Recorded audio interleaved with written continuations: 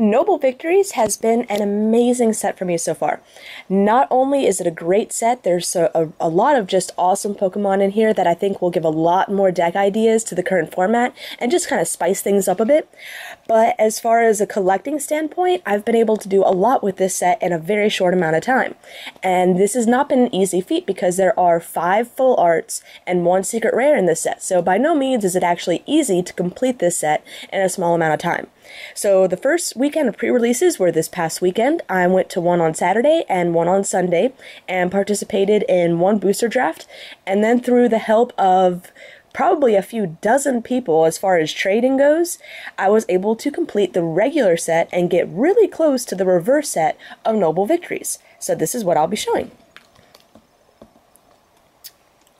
So what I've been doing with all my cards is putting them in individual sleeves and then in their respective spots in the binder. That way they all say gem mint, and just from a collecting standpoint, it's just really cool.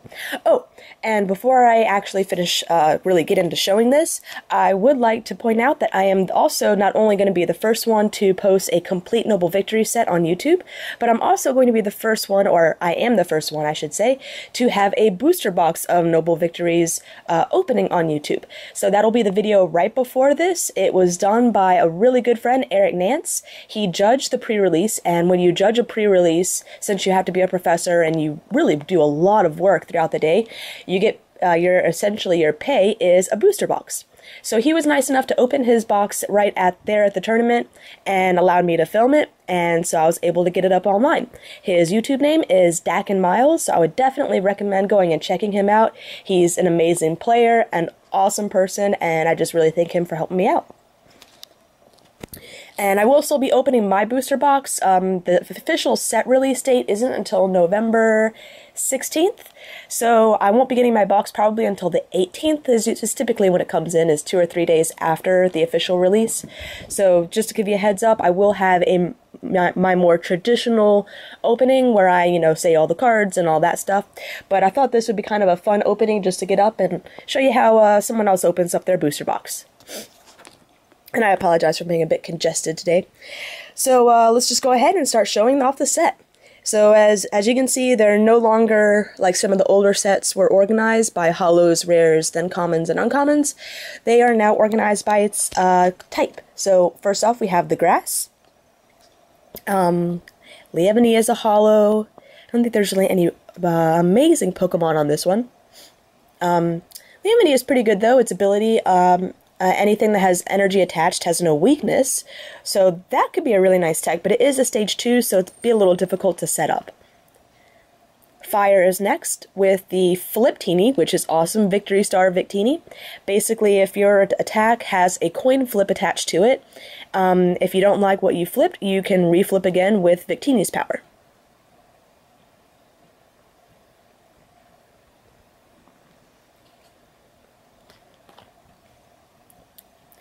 Next up is Water, and the introduction of a new type of fossil Pokemon.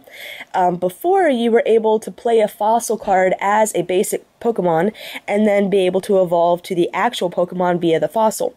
Now fossils work a little bit differently. You have to play a fossil trainer card to search the bottom, I think it's 7 cards of your deck, and if you find the basic Pokemon, so in this case it'd be the Tortuga, then you can play it. Otherwise you can't, which makes fossils a little more interesting to play and much more difficult to play, but there may be some strategies out there for getting cards to the bottom of the deck, which would make fossils a little easier. Caracasa, its evolved form with its ability that, which is really cool. If any damage is done to it, you flip a coin, and if you hit heads, that damage is reduced by 50. So fossil Pokemon are pretty powerful, 140 HP for a stage 1, it's just very difficult to get them out.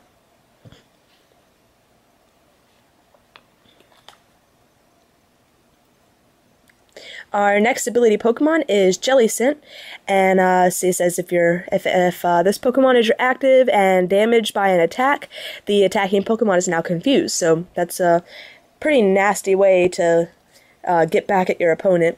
Confusion can pretty much hurt.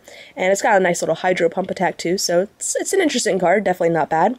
Kyurem is one of the biggest cards in this set though. It's another of your overpowered legendary basics like Reshiram and Zekrom. Has the same attack, Outrage, as Reshiram and Zekrom as well, 130 HP, and its attack, Glaciate, does 30 to each of your opponent's Pokemon. So, it's not just one powerful attack like Reshiram and Zekrom, but it's an amazing spread attack. So, next up we have Lightning. And what's interesting about Lightning is I think the best Pokemon in the Lightning set is actually not the Stage 2 Holo, was it Electros? It's the Electric, which has an ability that allows you to attach basically it's Typhlosion, allowing you to attach a Lightning Energy from your discard pile to one of your bench Pokemon. So it can't do it to the active, but you also don't have to take the 10 damage. It's just a really interesting way, I think, to get energy back from the discard pile. We also have, now we're coming into the Psychic Pokemon, our V-Blast Victini, which I actually did win a pre-release game with him. For one Psychic, it does 120, but you have to flip 2 coins, and if either one of them are tails, the attack does nothing. But it's very interesting to pair with the Victory Star Victini. So yeah, it's probably a fun little rogue deck, but it's definitely interesting. Lots of other Psychic Pokemon in this deck. I really enjoy Cofagrigus' attack Damagrigus. You pretty much just move all the damage counters from one of your bench Pokemon to one of your opponent's bench Pokemon, or it's your opponent's defending Pokemon, which is really awesome. Could be a really interesting pairing with Reuniclus and some heavy hitters. The ability Cofagrigus is pretty interesting as well. Kind of like Feigning Spell Gengar when... actually, I think there's another Pokemon that's a better example that I can't think of at the moment. But basically, if you knock out this Pokemon, you can flip a coin, and if heads, it's not knocked out, and it has 10 HP left. So, its attack really isn't great, but the ability is pretty awesome. This was an awesome card for the pre-releases because you got to search out for 2 basic Pokemon and put them on your bench. Chandelure, I really like this card as well. The ability lets you, if it's in the active position, you get to put 2 damage counters on your opponent's Pokemon in any way you like.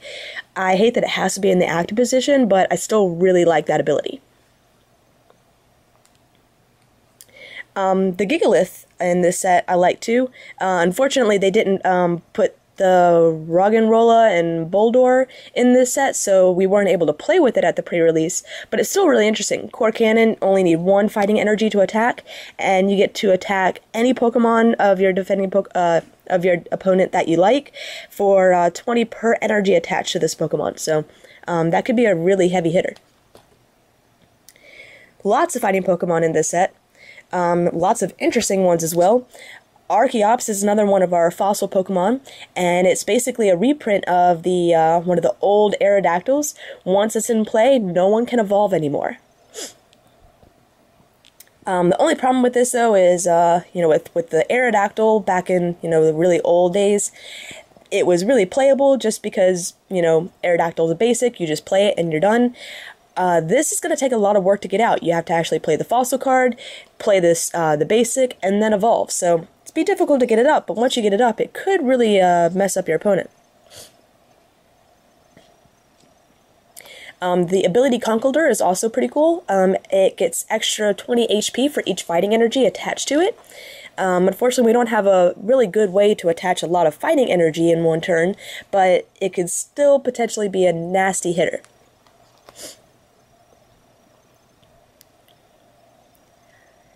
Some pretty awesome Pokemon on this side as well. Yeah, and we have another legendary Pokemon, actually 2 legendaries, Landorus and Terrakion. But I think the best one on this page is definitely the Hydreigon. Its ability says that anything attached to it are Darkness Energy, and then it does Berserker Blade for 60, as well as 40 to 2 of your opponent's a bench Pokemon. So again, we got a really, really nice spread Pokemon. And strangely enough, this was one of the last cards I needed to complete my collection. It was actually, I think the last card. It's just a non-holo rare, but for some reason, there's just quite a few rares in this set. So, yeah, even after, you know, seeing a lot of boxes open and a lot of packs open, I didn't see a lot of these around. It's kind of weird. So, colorless and metal finishing up on this page. I really like this Pokemon. Anytime you attack it, you put 2 damage counters on your the defending Pokemon, which is pretty cool. Let's see. Cobalion is actually pretty interesting. Iron Breaker for 80, and then your opponent can't attack next turn. That can really hurt, and it's also kind of it can be tanked up kind of nice with Energy Press. It does 20, well actually no, it's 20 for the energy attached to the defending. So, yeah, you're pretty much going to use it for Iron Breaker, but still an interesting attack. So now we start into trainers and supporters. So here are the new fossil cards that, yeah, look at the bottom. 7 cards in your deck. Cover fossil goes with Tortuga. Plume fossil goes with Archon. And then we have some, the only supporter, N, which is really cool. It's kind of like a judge where you both have to shuffle back in, but instead of just both drawing 4, you draw for your remaining, your remaining prize cards. So if your opponent only has 1 prize card left, this could be a great disruption for them since they only get to draw 1 card. And for Gengar decks that don't, rely, Lost World decks that don't rely on taking prizes, this is going to be a constant source of draw power and constant disruption for your opponent. So we might actually see some Gengar decks returning with the introduction of N. And Super Rod is basically the reprint of Night Maintenance, so it's kind of like Flower Shop where you get to shuffle in 3 Pokemon and basic energy into your from your discard pile into your deck, but it doesn't take your supporter for the turn. And then we have some great Pokemon tools now that attach to your Pokemon.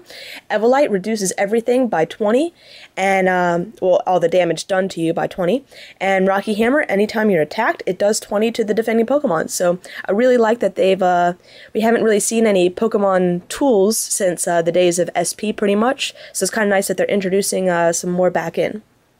And now on to the full arts.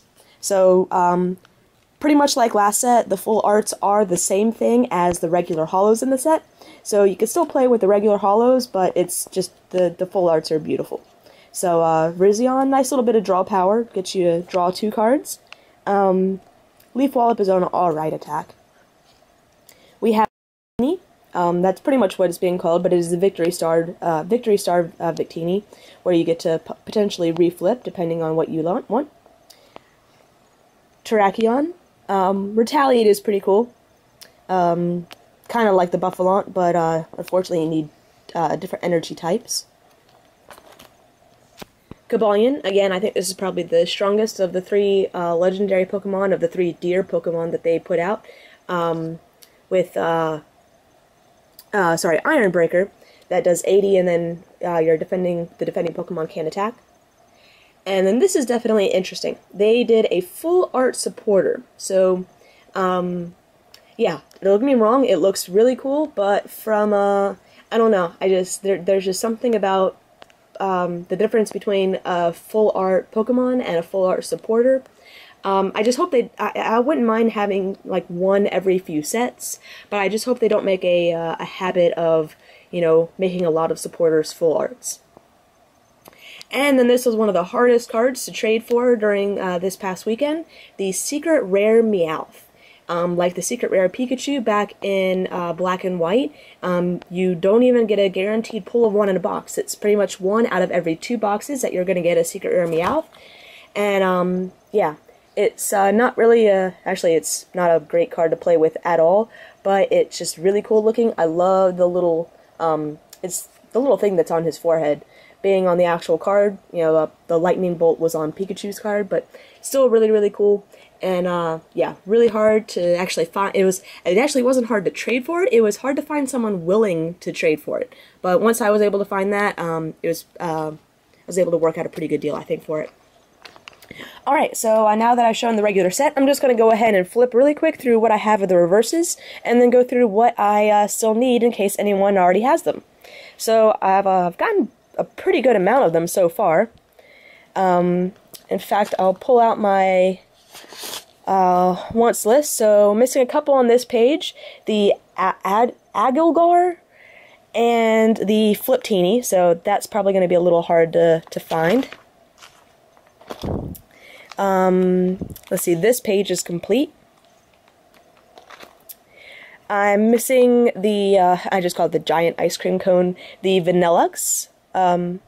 Actually, wait a minute, I mixed them up. I'm missing the stage 1 ice cream cone. I've got that in the wrong place. See, there's the Vanillite, and then it evolves to Vanillish. I'm missing the Vanillish, so I'll have to move that over there.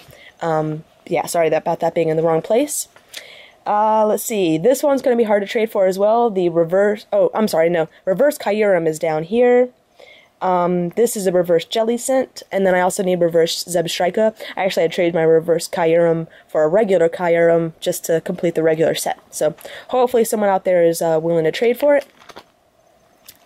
Let's see, I'm missing, there's a different Tynamo right there, number 39. The Electros.